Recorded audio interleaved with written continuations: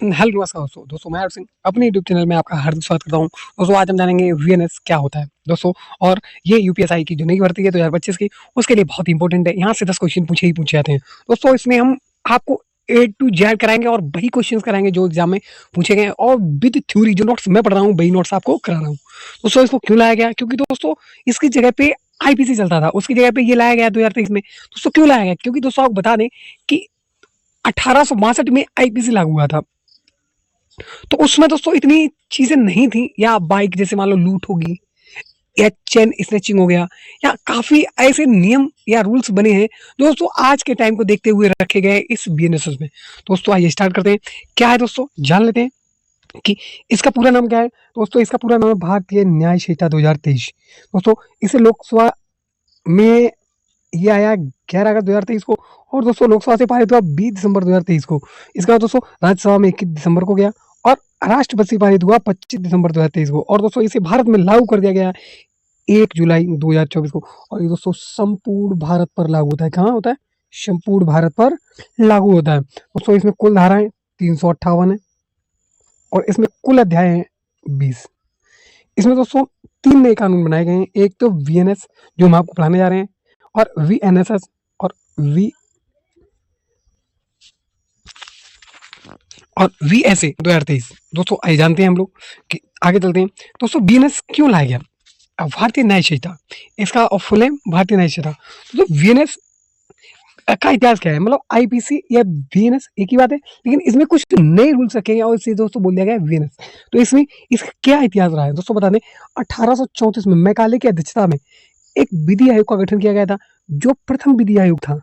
ठीक, ये दोस्तों क्यों गठन किया गया इसका? दोस्तों इसका गठन इसलिए किया गया था क्योंकि क्योंकि न्यायालयों की अधिकारिता, शक्ति और नियमों की जांच, और पुलिस की स्थापना करना और भारत में लागू कानूनों की जांच करना, इसलिए इसे स्थापित किया गया था। आगे दोस्तों जान लेते हैं कि आयोग ने आईपीसी की सिफारिश 1860 में आईपीसी अधिनियम लाया था। इसके बाद दोस्तों 11 अगस्त को, हम ये डेट आपको बता चुके, 11 अगस्त 2023 को ये विधेयक लोकसभा में आया, जो पारित हुआ 25 दिसंबर 2023 को, और ये 2023 का 45वां बिल था। ये दोस्तों बीएनएस ने आईपीसी का स्थान लिया है। हम आपको पहले ये चीज बता चुके हैं। आइए दोस्तों आगे चलते हैं हम लोग। तो आगे चल रहे हैं दोस्तों, वीएनएस और आईपीसी में क्या डिफरेंस है, या इनकी तुलना कर लेते हैं, देख लेते हैं एक नजर में कि वीएनएस कब लागू हुआ, इसे पारित कब किया गया 25 दिसंबर 2023 को, लागू कब हुआ 1 जुलाई 2024 को। इसमें कितनी धाराएं हैं? 358 धाराएं। इसमें कुल अध्याय कितने हैं? इसमें 20 अध्याय हैं।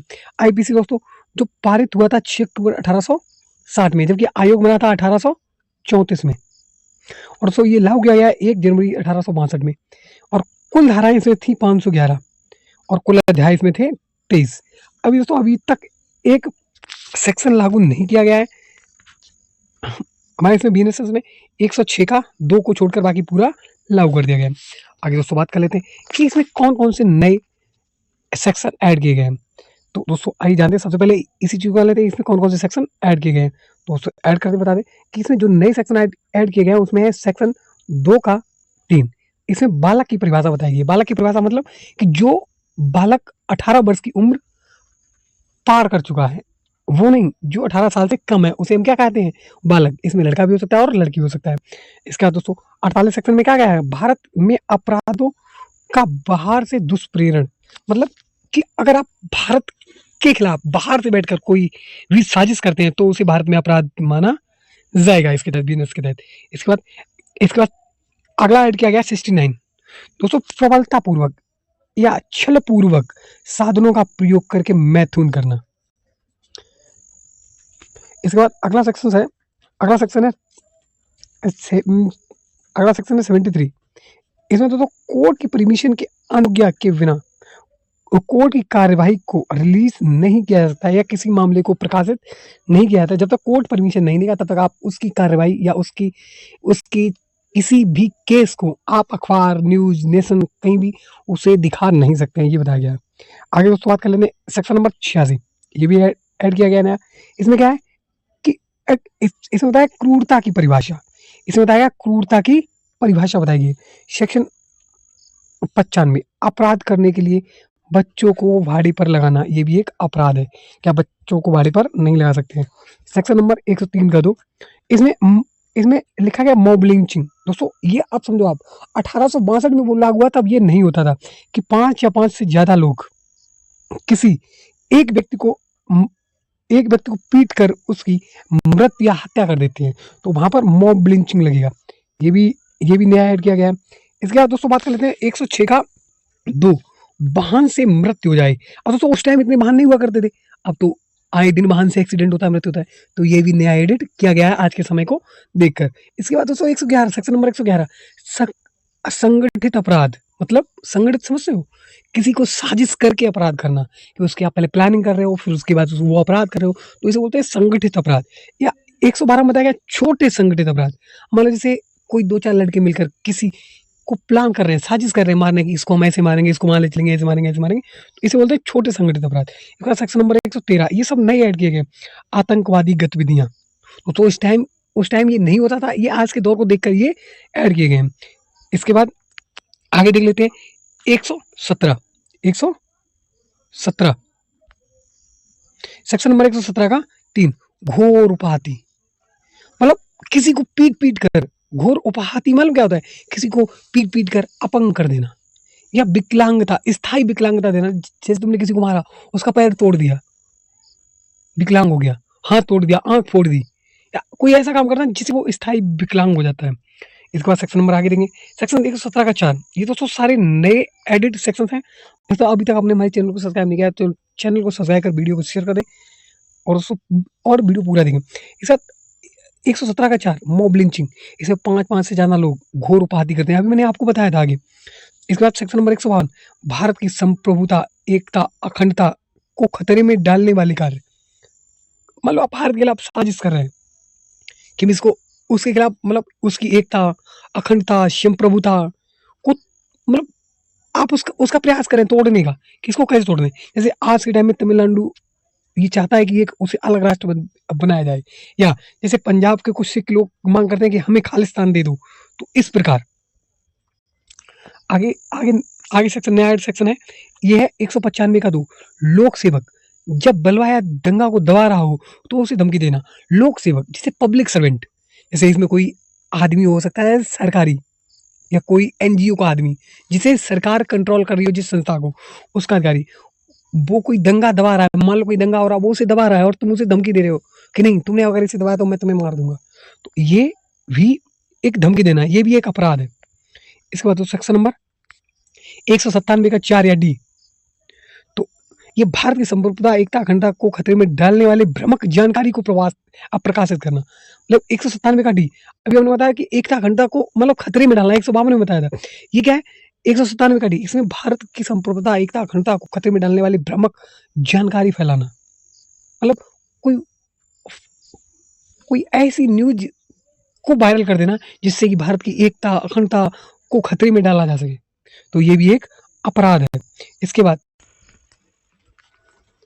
इसमें दोस्तों सेक्शन नंबर देंगे 304, इसमें तो झपटमारी। दोस्तों 1860 में 1862 में आईपीसी लागू हुआ था, उस टाइम चैन स्नैचिंग या हमारी माताओं की झपटमारी, जो भी लोग आज लूट खोर करते हैं, उस टाइम इतना नहीं होता था। तो दोस्तों इसी को ध्यान में रख के आईपीसी की जगह इसे रखा गया है, किसे, वीएनएस को।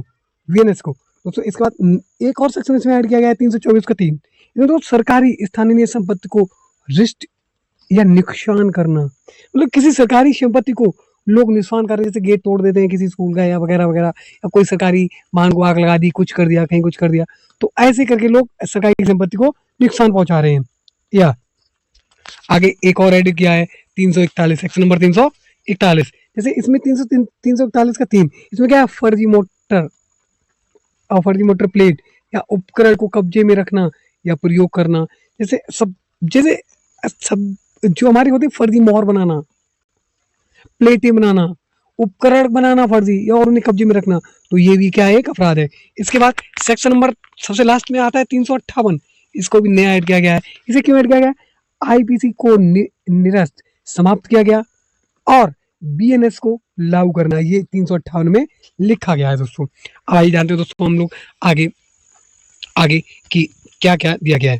दोस्तों सेक्शन नंबर एक, अब यहाँ से स्टार्ट होता है बीएनएस। अभी तक दोस्तों हम लोगों ने क्या देखे थे कि कौन से नए ऐड किए गए। अब आया सेक्शन नंबर सेक्शन नंबर 1, इसका संक्षिप्त नाम क्या है? वीएनएस 2023 भारतीय न्याय संहिता। इसे लागू कब किया गया? 1 जुलाई 2024 को। इसे लागू कब किया गया?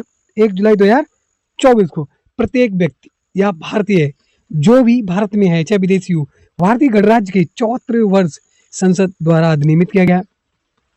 यह प्रत्येक भारतीय व्यक्ति पर और जो भी विदेशी वीएनएस का उल्लंघन करता है उस पर यह लागू होता है, चाहे तो वो थल सीमा हो, वायु सीमा हो, जलीय सीमा हो, ये सब पर लागू होता है। ये दोस्तों भारत के बाहर भी लागू होगा। कब? यदि अपराध भारतीय नागरिक द्वारा किया गया हो, यदि भारतीय पीड़ित हो या अपराधी भारतीय हो, दोनों पर लागू होगा। विदेशी पर कब लागू होगा? जब उसने इन दोनों के साथ कुछ किया हो तो उस पर भी लागू होगा। यदि भारत में रजिस्टर्ड किसी शिप या एयरक्राफ्ट पर किया गया है क्या अपराध, तो चाहे वह नागरिक कहीं का भी हो और करने वाली विदेशी या भारतीय हो तो उस पर भी ये लागू होगा। तो आपने अभी तक हमारी वीडियो को शेयर नहीं किया और सब्सक्राइब नहीं किया तो चैनल को सब्सक्राइब करना, वीडियो को शेयर जरूर कर दें और दोस्तों वीडियो को देखते रहें। तो वीएनएस दोस्तों प्रभाव डालेगी, थोड़े थोड़े हैं कुछ, ये इंपॉर्टेंट नहीं है। अब दोस्तों सेक्शन नंबर दो में दोस्तों बताएंगे परिभाषाएं। वीएनएस के सेक्शन नंबर 2 में सब लगभग टोटल परिभाषाएं दी गई हैं।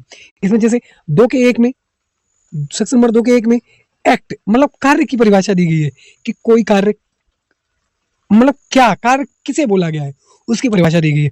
उसके बाद सेक्शन नंबर 2 का 2 इसमें जीव जंतु एनिमल की परिभाषा दी गई है कि जानवर कौन है। अब मानव से भिन्न जो भी प्राणी है वह क्या है? जीव जंतु है।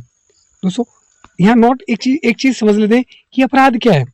अपराध के दोस्तों 4 अंग होते हैं। मानव होना चाहिए, उसके बाद दोस्तों दुराशा होना चाहिए, मतलब बैड इंटेंशन होने चाहिए, बुरी थिंकिंग मतलब बैड थिंकिंग होना चाहिए, मतलब गलत सोच होना चाहिए, और इसका नंबर 3 एक्शन मतलब एक्ट का होना जरूरी है, एक्शन होना जरूरी है। नंबर 4 होना चाहिए मानव को क्षति हो।